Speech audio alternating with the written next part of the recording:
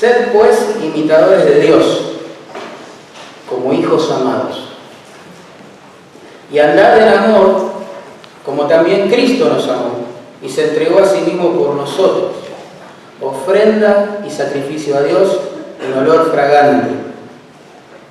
Pero fornicación y toda inmundicia o avaricia, ni aun se nombre entre vosotros, como conviene a santos. Ni palabras deshonestas, ni necedades, ni truhanerías, que no convienen, sino antes bien acciones de gracias. Porque sabéis esto, que ningún fornicario, o inmundo, o avaro, que es idólatra, tiene herencia en el reino de Cristo y de Dios. Nadie os engañe con palabras vanas, porque por estas cosas viene la ira de Dios sobre los hijos de desobediencia. No seáis, pues, partícipes con ellos. Un escritor e historiador italiano dijo: el que imita lo malo supera siempre al que le sirve de ejemplo, pero el que imita lo bueno es consciente de que siempre se queda corto. Me sorprendió leer esto. Parece resumir este hombre, sin proponérselo claramente, lo que es un poco la idea de este párrafo. Noten conmigo, básicamente lo que nos está diciendo el Señor a través de Efesios capítulo 5, del 1 al 7, es que los amados de Dios deben imitar el amor del Señor, esos versículos 1 y 2, y apartarse, a manera de contraste, de la inmoralidad, de la maldad que hay en el mundo. Versículos 3 al 6. Básicamente es eso, ¿no? En versículos 1 y 2 se nos demanda, fíjense bien, imitar a Dios específicamente en su amor. En los versículos 3 y 4 se nos manda ni siquiera nombrar la inmoralidad en la iglesia. En los versículos 5 y 6 se nos dan dos razones muy poderosas como para que la iglesia imite a Dios y no al mundo, y son que el juicio y su ira va a ser derramada algún día justamente sobre este sistema. Y en versículo 7 hay un resumen aplicativo, que es lo que Dios quiere lograr en nosotros. Así que básicamente podríamos decir así, que la idea central de este párrafo se resume con las palabras del apóstol Juan, allí en 3 Juan, verso 11, cuando dijo: amado, no imites lo malo, sino lo bueno. No imites lo malo, sino lo bueno. Nadie es 100% original en nada. Si partimos de la base y de la concepción que toda verdad procede de Dios, ni siquiera somos originales cuando decimos verdades. Aprendemos por imitación, ¿sí? Los niños observan, captan cómo se modula la boca, con los gestos que se hacen o que hacen sus padres, y a partir de allí conecta los sonidos y comienza sin instructor alguno, sin tomar clases de español, a empezar a elaborar ciertos conceptos, palabras, con el tiempo frases, ¿verdad? Porque aprendemos por imitación.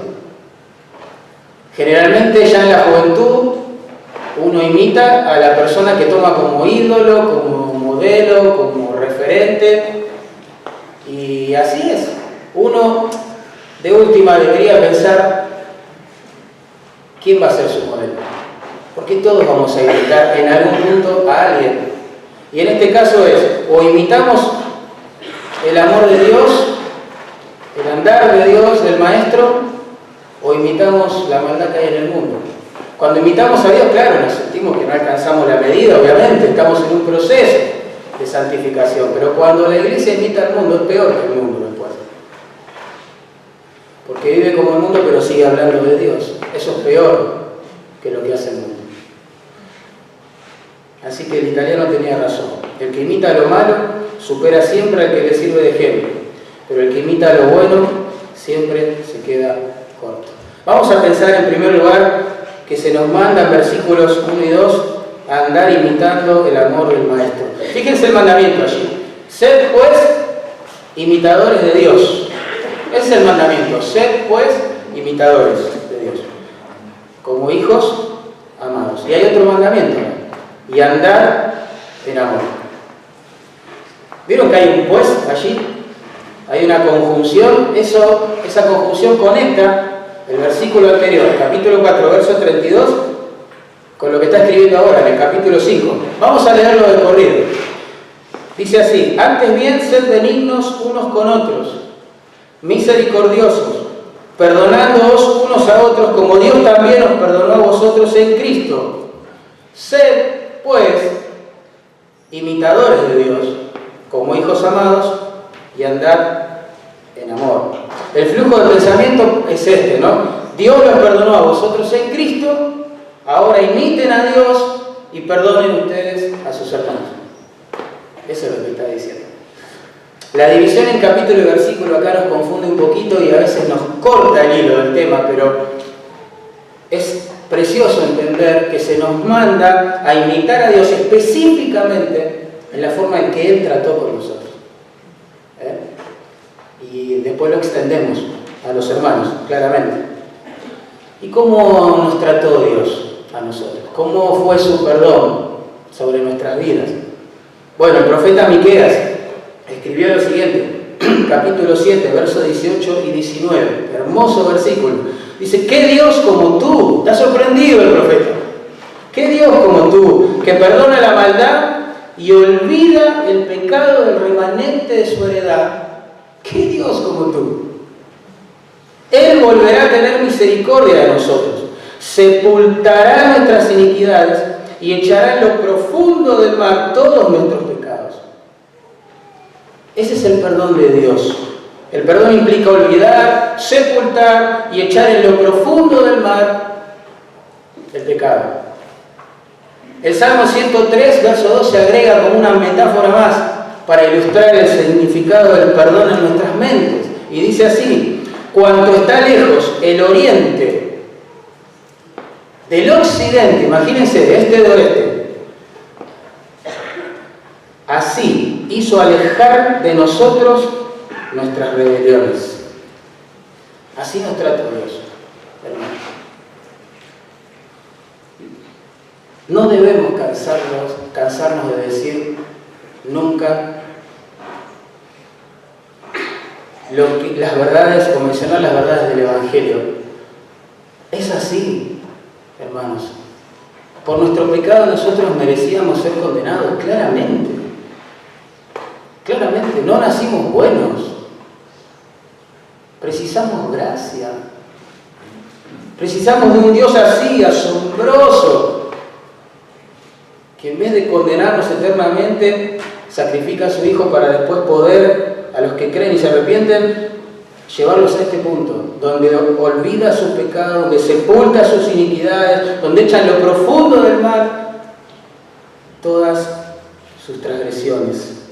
Así que los imitadores de Dios debemos perdonar, olvidar, sepultar, echar en el mar, llevar bien lejos, quitarlo de la vista las ofensas que los hermanos, las hermanas podrían habernos propiciado. Eso es imitar a Dios, específicamente en este contexto. Asombroso. Asombroso. La motivación que un creyente va a encontrar para perdonar es la conciencia de la cantidad de pecados que Dios le perdonó a él.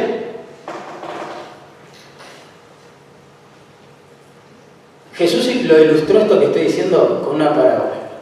¿Se acuerdan? En Lucas capítulo 7 se nos cuenta que él fue invitado a comer, a cenar a la mesa de Simón, quien era fariseo. Un fariseo. De golpe irrumpe una mujer, el encuentro allí de mala reputación, comienza con sus cabellos y lágrimas a enjugar los pies del maestro, imagínate, en medio de la cena, públicamente delante de todos los presentes, derrama un perfume costoso sobre el Señor Y Simón el fariseo, en vez de decir, wow, qué acto de adoración al Salvador, mirá, tremendo. ¿Qué dice? No lo puede creer, dice. Si este fuera el Mesías, jamás dejaría que una mujerzuela lo trate de esa forma. Orgulloso, religioso, fariseo. El Señor, conociendo lo que pasaba por el mundo interior, este hombre contó una parábola y dijo: un acreedor tenía 2 deudores. Uno le debía 500 denarios y el otro 50. Y no teniendo ellos con qué pagar, le perdonó la deuda a ambos. Después de contar esto, preguntó específicamente a Simón: ¿cuál de ellos crees que le amará más? Buena pregunta. Simón le dijo: aquel al que se le perdonó más. Y Jesús le respondió: bien has dicho. Aquel a quien se le perdona poco, poco ama. Aquel al que se le perdona poco, poco ama. Jesús, con esta historia, no se quiere enfocar en la cantidad de pecados que cometió la mujer, representada como aquella que debía 500 denarios, o Simón, representado en la historia como aquel que debía 50 nada más. No, ese no es el enfoque. El enfoque es que la mujer tuvo una conciencia de la gravedad de su pecado y fue a buscar misericordia en el Señor. Pero Simón no era consciente de la gravedad de su pecado y se escandalizó al ver el Evangelio en vivo y en directo. La persona que es consciente de la gravedad de su pecado y de la grandeza del perdón de Dios sobre su vida va a tener una motivación fuerte a la hora de perdonar a los demás. Los perdonados por gracia, perdonamos por gracia. Los que hemos sido reconciliados con Dios siendo sus enemigos o habiendo sido sus enemigos, nos vamos a reconciliar con los demás.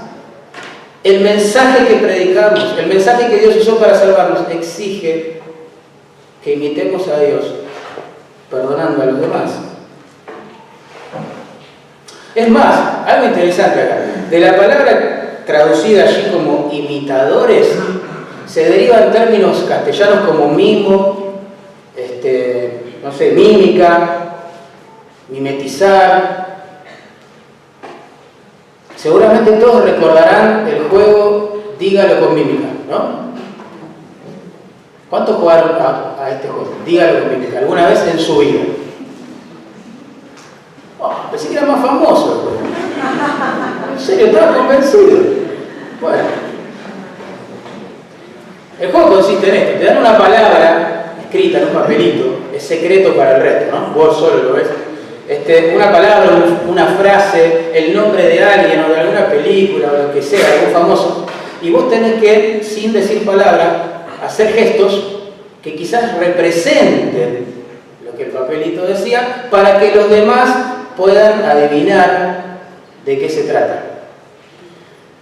Por ejemplo, si a mí en el papelito me dieran escrito el nombre Alicia Merino, ¿yo qué haría? Haría un corazoncito, no sé, así tum.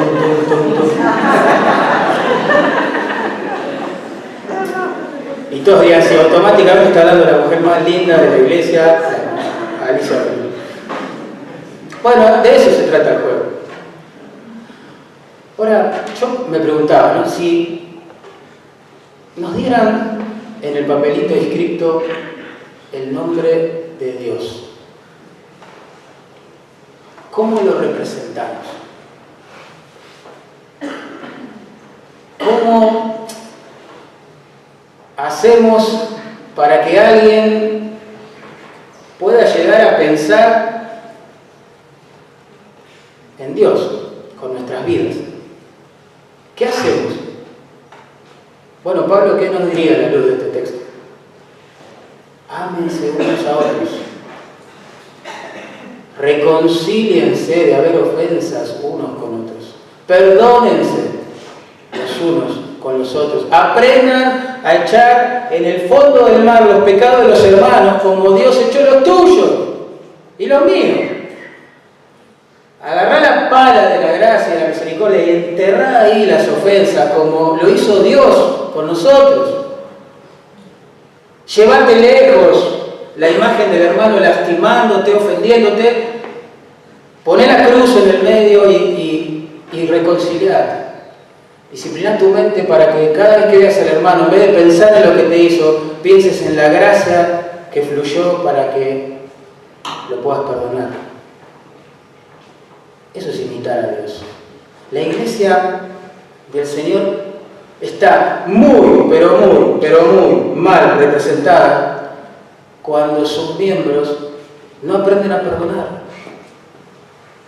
Tienen rencores, situaciones, pleitos sin resolver por años, por meses.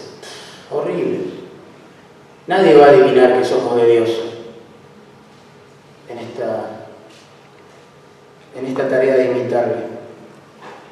Nunca representamos tan mal a Dios, hermanos, como cuando nosotros nos peleamos, cuando nosotros murmuramos unos de otros, cuando nos resentimos unos con otros, cuando nos volvemos históricos con las fallas de los demás y las usamos como una espada que tenemos guardada en el momento de defender algo o imponernos. Es horrible eso. No tiene nada que ver con Dios. Pero a manera de contraste, hermano, nunca somos tan parecidos al Señor como cuando nos amamos unos a otros y nos perdonamos unos a otros y nos reconciliamos unos con otros y estamos allí en la necesidad unos con otros. Me encanta cómo Pablo presenta este tema. Dice que tenemos que imitar a Dios como hijos amados, es decir, hay una etapa en la vida donde los hijos quieren imitarnos, ¿sí o no? Después quieren evitarnos, pero hay un momento donde quieren imitarnos. Y nadie juega al fútbol como papá, nadie predica como papá, nadie canta como papá, nadie dibuja como papá, es un capo papá, y empiezan a actuar y a comportarse como papá. Eso es normal en una etapa de la vida. ¿Sí?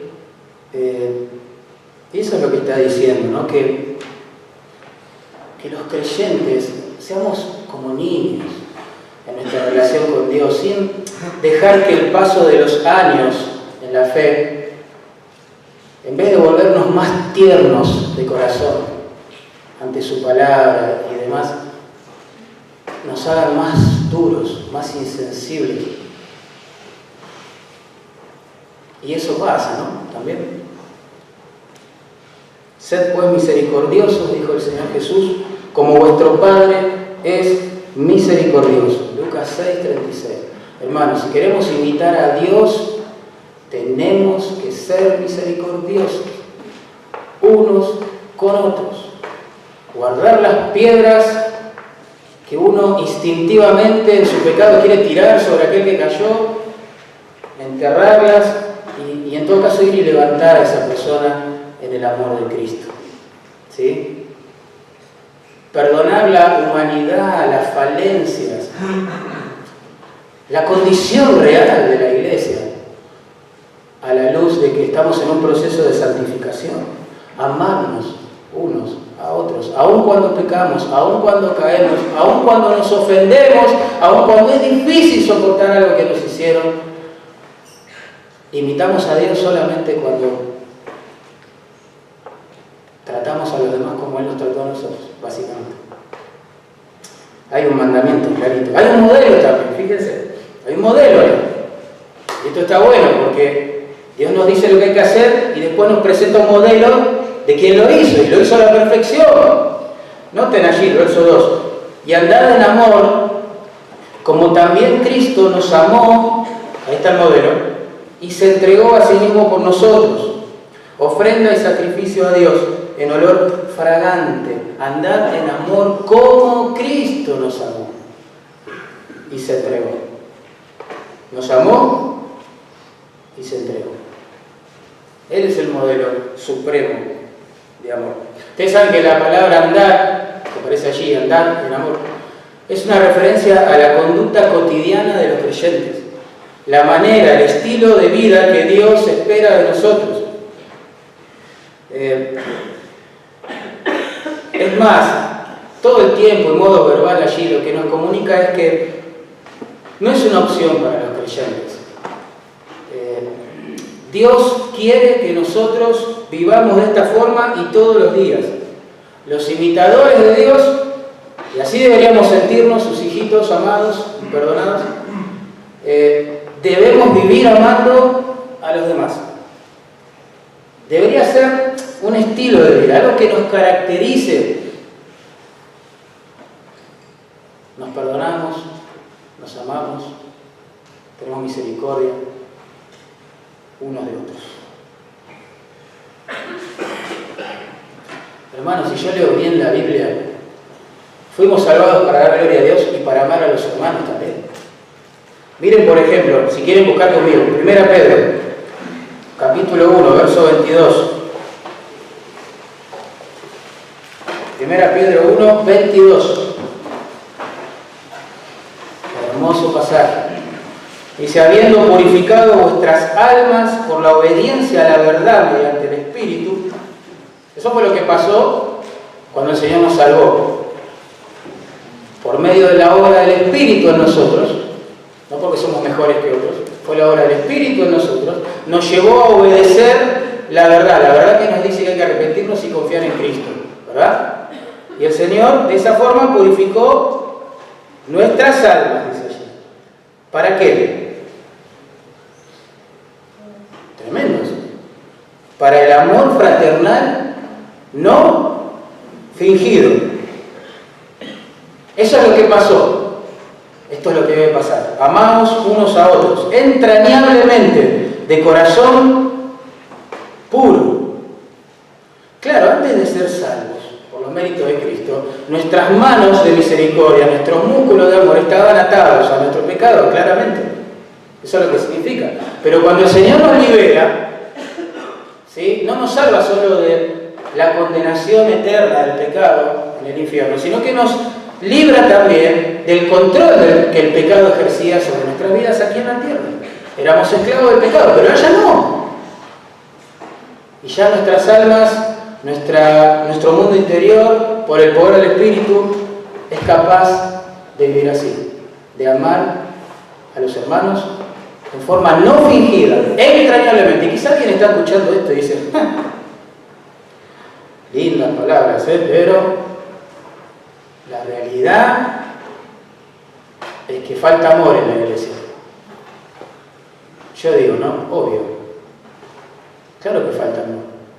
Aún en una iglesia tan amorosa como la de Tesalónica, Pablo les exhortó a abundar en amor, más y más.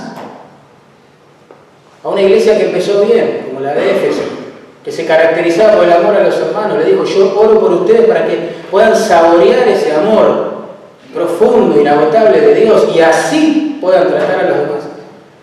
Claro que falta amor. Hasta que estemos en la Nueva Jerusalén, va a faltar amor en la iglesia. Pero lo que falta son manifestaciones de amor. Porque la Biblia dice que el amor de Dios ha sido derramado en los corazones de los creyentes por medio del Espíritu Santo, ¿se acuerdan? Y de hecho, cada vez que andamos en el Espíritu, se manifiesta su fruto, y uno de los frutos es amor. Así que en un punto no es que falta amor, el amor ha sido derramado en el corazón de los creyentes. Lo que falta es una obediencia humilde al Señor, donde uno se niega a sí mismo, muere a sí mismo para suplir las necesidades de los demás. Por eso Cristo es el modelo del verdadero amor. Allí dice, como Cristo nos amó y se entregó. Si uno quiere saber de verdad cómo funciona el amor, quizás tenga que leer menos poesía, ¿no? Y tenga que enfocarse más en el Evangelio. Porque el amor en la Escritura no tiene forma de corazón, tiene forma de cruz. Él nos amó y se entregó. no es que nos dio algo, se entregó a sí mismo. Ese es verdadero amor. Mas Dios muestra su amor para con nosotros, leemos en Romanos 5:8, en que siendo aún pecadores, Cristo murió por nosotros. Ese es el amor representado, claramente manifestado delante de todos los que hemos creído. El Señor es el ejemplo supremo, hermanos, supremo del verdadero amor, al sacrificarse a sí mismo, a morir, ¿sí?, para darnos vida después a nosotros. Eso es amor. Cristo nos amó, escribió alguien, siendo pecadores, extraños, enemigos, así éramos. Y continúa amándonos como sus hijos, aunque seguimos en proceso de santificación. Nos ama cuando le olvidamos, nos ama cuando desobedecemos, nos ama cuando nos desenfocamos, nos ama cuando pecamos. Prueba de eso es que su Espíritu nos lleva una y otra vez a la confesión. Qué hermoso, ¿no? Por eso los hijos que entendemos que somos amados, tremendo, merecemos ira, pero somos amados por Cristo. Asombrados, entendemos que no nos queda otra que imitar a Dios amando a los demás.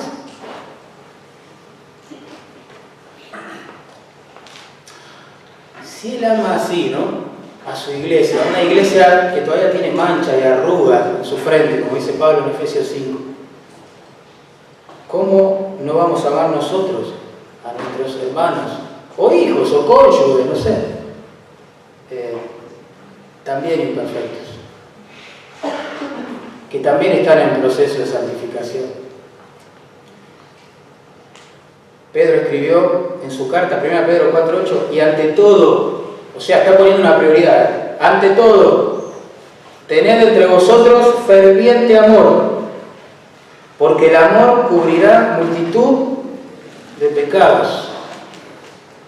Qué grande, no es que el amor nos hace compinche de pecado a los demás. Peca, yo no voy a decir nada, matate si querés. No es eso, claramente. La palabra que ahí se traduce ferviente es hermosa, porque habla de algo que se estira, pero no se rompe.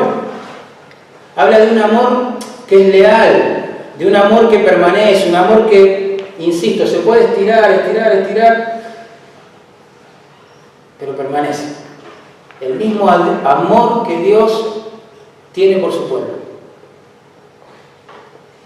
Y si leo bien este texto, esto significa que nuestro amor debe estirarse al máximo hasta el límite de cubrir multitud de pecados, de multitud de hermanos, a través del perdón y de la reconciliación. ¿Sabe que cuando yo no perdono a alguien, no solo que yo estoy pecando, sino que estoy fomentando el pecado en la vida de esa persona? No solo que peca, sino que contribuye a que el pecado se esparza en la iglesia, es tremendo. Somos más responsables los que pensamos de no perdonar a los demás. Es tremendo, porque yo les decía que cuando uno está amargado, y lo sabemos por experiencia propia, somos seres caídos, tarde o temprano hablamos. Ninguna persona amargada guarda todo el rencor para sí misma, olvídate, eso no existe. Está acá y ¡bum!, brota, es una raíz, ¡pum!, da fruto, es así.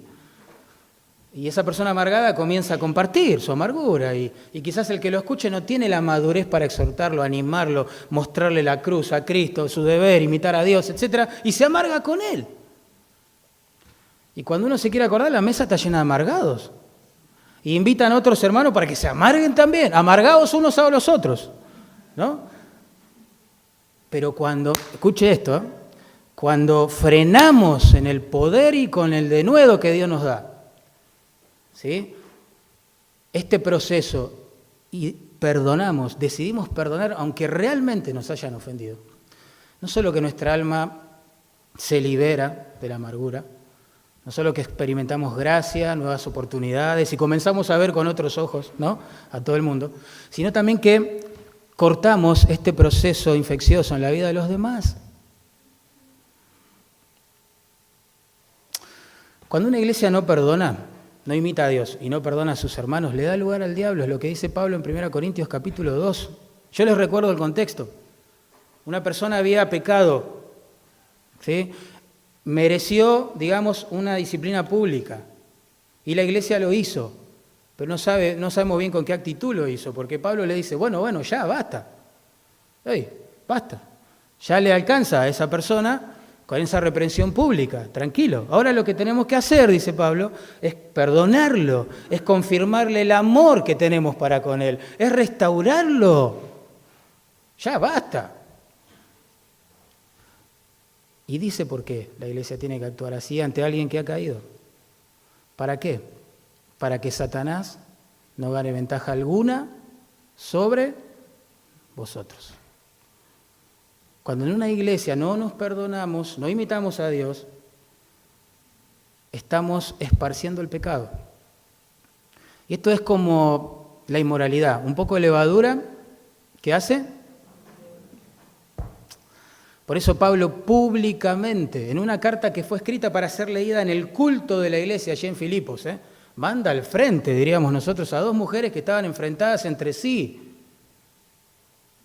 Dos mujeres que en el pasado habían sido grandes colaboradoras en la fundación de la iglesia. Pablo dice, estas mujeres sirvieron conmigo en el Evangelio. Seguramente detrás de estas dos mujeres había gente agarrando la causa de Evodia, la causa de Síntique. Estoy de acuerdo con Evodia, yo estoy de acuerdo con Síntique. Quizás había una amenaza de división en la iglesia. Era una grietita pequeña, pero amenazaba ruina en la congregación.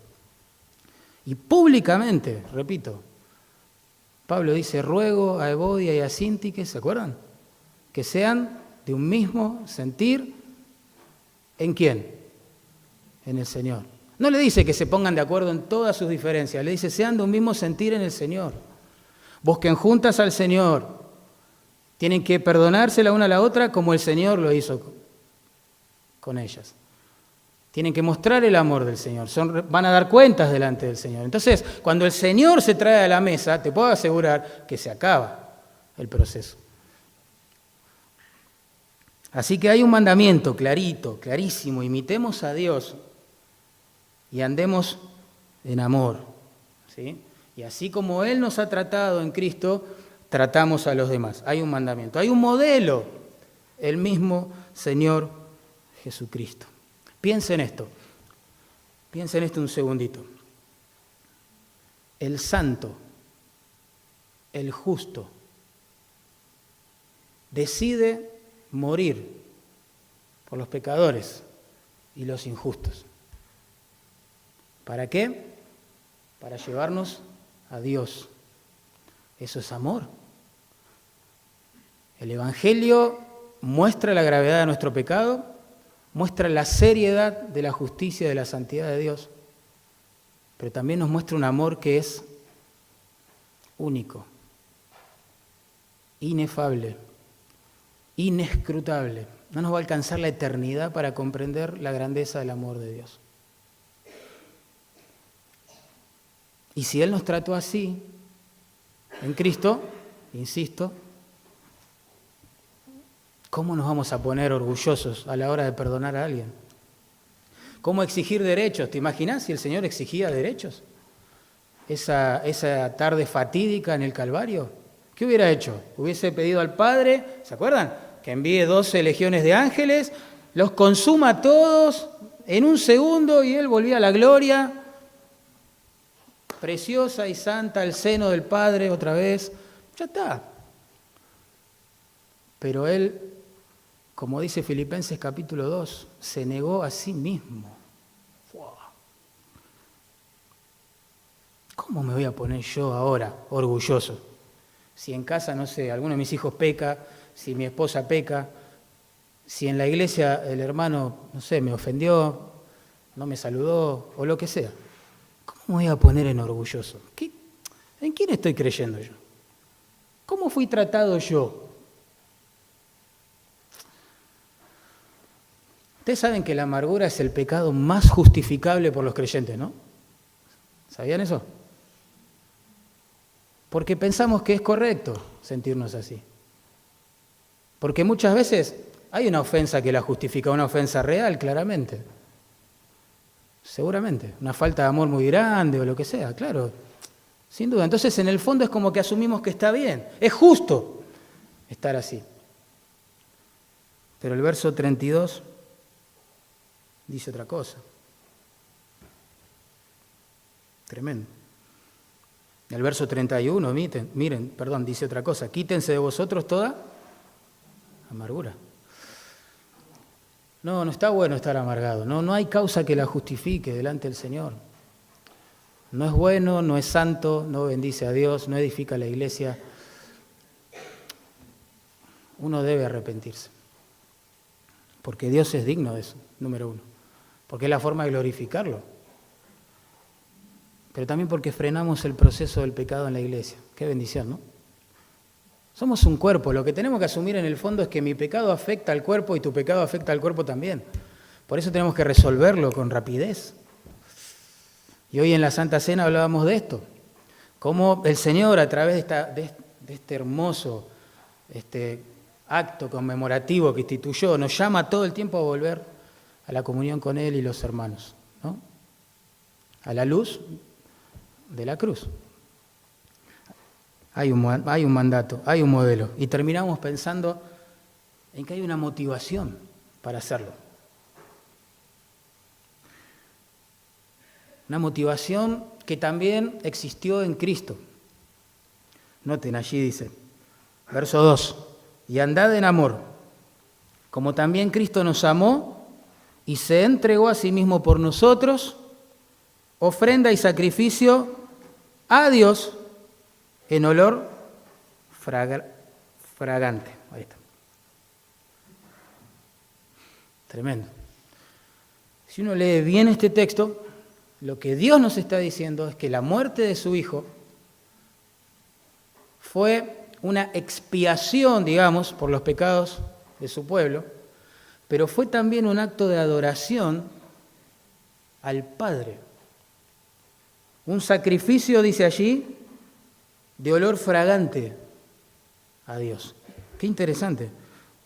Ustedes saben que una ofrenda en el Antiguo Testamento era algo que se daba a Dios, a veces en confesión de pecado y a veces simplemente porque uno estaba agradecido.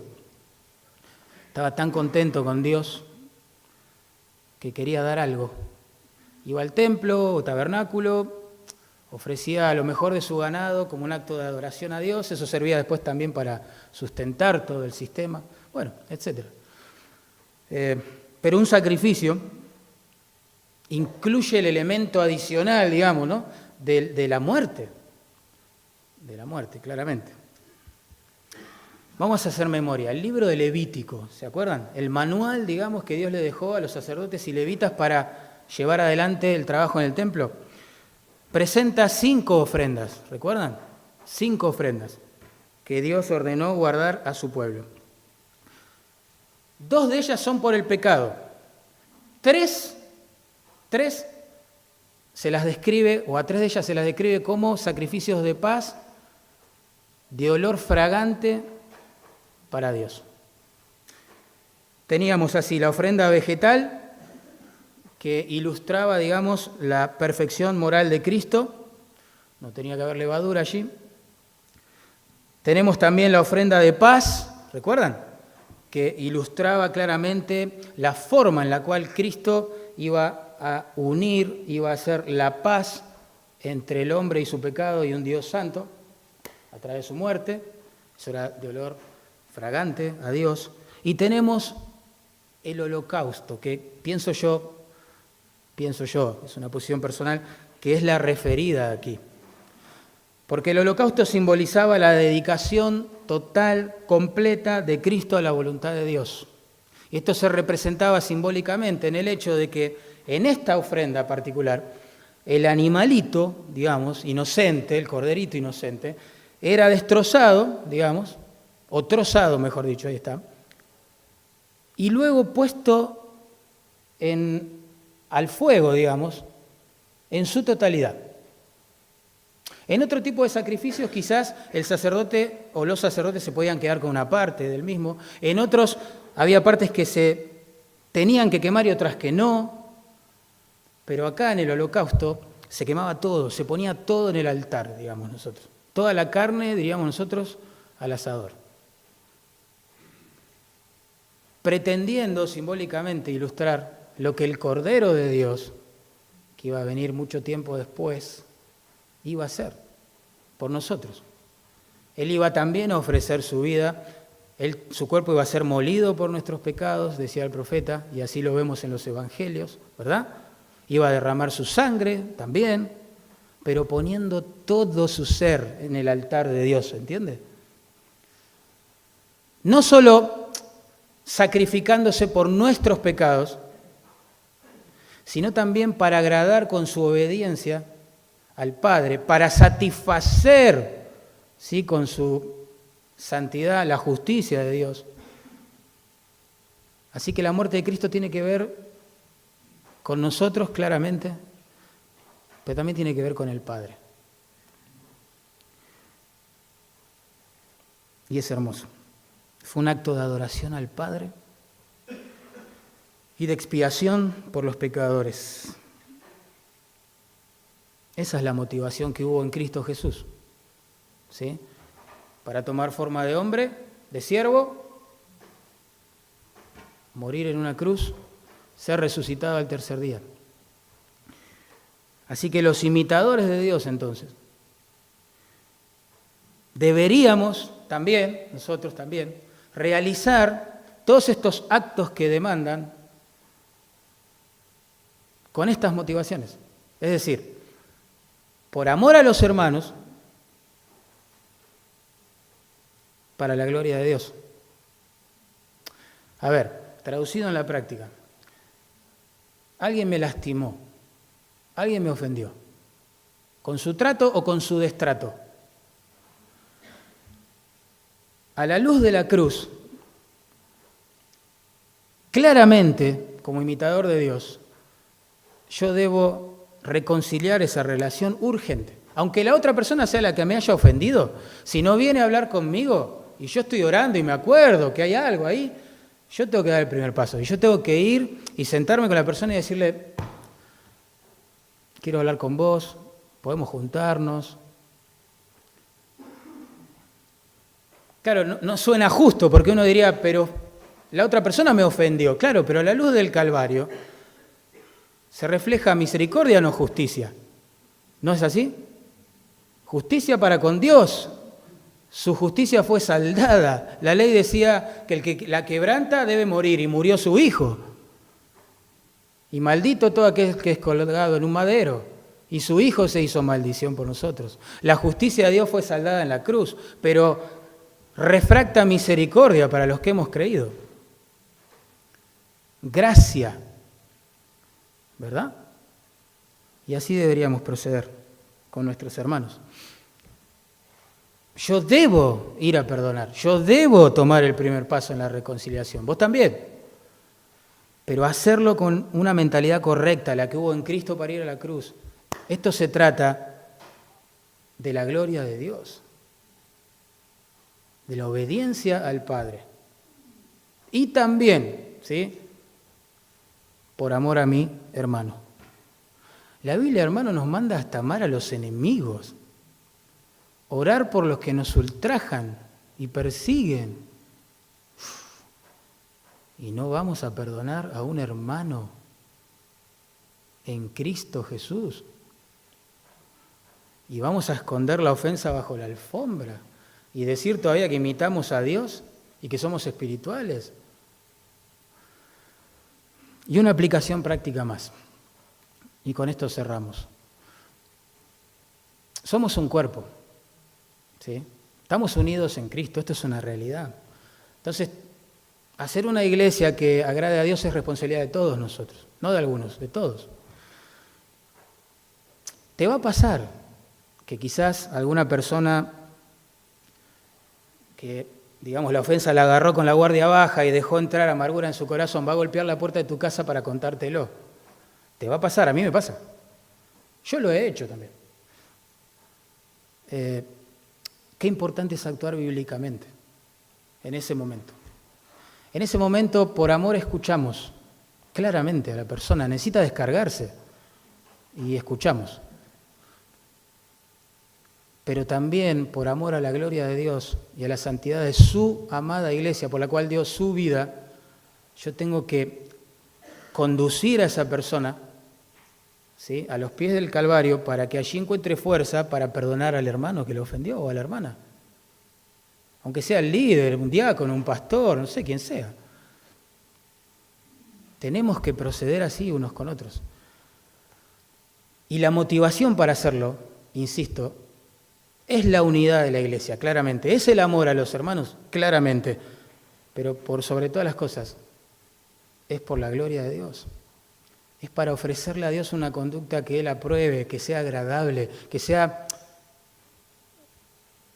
conforme a su palabra. De eso se trata, hermanos. Porque en la iglesia la supremacía es de Dios. No es tuya, no es mía, es de Dios. Acá no hacemos lo que queremos. Es la familia de Dios. 1 Timoteo 3:16, es la casa de Dios. Él pone las reglas, no nosotros. Yo no puedo actuar como se me ocurra en la casa de Dios, en la familia de Dios. Vos tampoco. Tenemos que ser obedientes. ¿Vos te imaginás un cuadro así? Me hospedás un día en tu casa, supongamos. Llego, miro el reloj y digo, che, ya es la hora de cenar, discúlpame. Opa. Vos me vas a mirar como diciendo, ¿qué le pasa? Bueno, lo dejás pasar. Y después digo, che, discúlpame, ¿no deberías disciplinar un poquito mejor a tus hijos? Y vos ya me vas a mirar como, vas a contener el aire, ¿no? Y después yo te digo, che, pero ya es hora de dormir. Muchachos, hermanos, vamos a dormir. Va a llegar un momento y yo me porto así en tu casa, vos me vas a decir, para un cachito. Esta es mi casa, no es tu casa. Acá te tenés que sujetar a nuestros horarios, nuestras reglas, vivimos de esta forma, ¿no es así? ¿Por qué pensamos que es distinto en la casa de Dios? La iglesia del Dios viviente. Si Dios nos dice que tenemos que manejarnos así, no importa lo que yo sienta al respecto, lo que vos sientas al respecto, vamos a hacer lo que Él dice. Nosotros no vamos a cambiar la cultura de la iglesia de Dios. Nuestra parte es ser obediente a sus mandamientos, glorificarlo de esa forma. Y como consecuencia, vamos a aprender a amarnos unos a otros con más sabiduría. Está buenísimo. Y lo más lindo de esto es que cuando, como iglesia y en lo individual también, la gloria se la damos a Dios, el gozo viene a nosotros. ¿Sí? No conozco una sola persona que esté amargada en su corazón y que a la vez sea feliz. Tengo una vida plena y una vida de oración hermosa.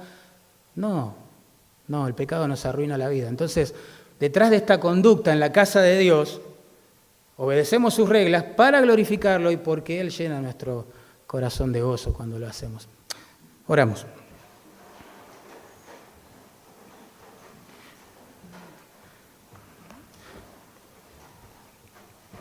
Señor, gracias por tu palabra. Vemos tu bondad detrás de cada concepto que has inspirado en ella. Te pedimos que nos ayudes como iglesia a crecer en amor, a abundar más y más en amor, en un amor que discierne, en un amor que está basado en el conocimiento de tu palabra, un amor mezclado con sabiduría, con verdad, para poder glorificarte, Señor, en nuestras relaciones, para poder juntos edificar una iglesia en el poder de tu Espíritu, donde imitamos a Dios amándonos unos a otros. Ayúdanos a crecer. Vos sabés, Señor, lo que somos y que estamos en proceso de santificación, cada uno de nosotros. No somos como Cristo todavía en todas las cosas, está clarísimo eso.